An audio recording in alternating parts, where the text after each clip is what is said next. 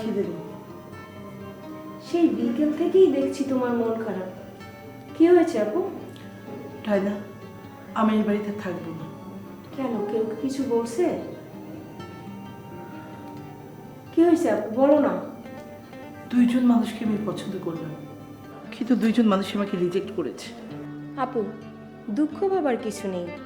আল্লাহ যার সাথে তোমার জোড়া লিখে রেখেছেন সে একদিন তোমার কাছেই এসে ধরা দিবে। তুমি মনোযোগ দিয়ে ব্যবসা করো। এই আশায় তো এতদিন বসেছিলাম।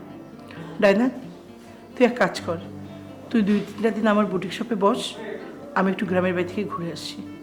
আমাকেও সাথে নিও। না, দুইজন একসঙ্গে গেলে ব্যবসার ক্ষতি হয়ে যাবে। তা তুমি হঠাৎ গ্রামে যাবে কেন আপু? সামনে তো আবার মৃত্যুবাসে, কি কিছু একটা করতে হবে।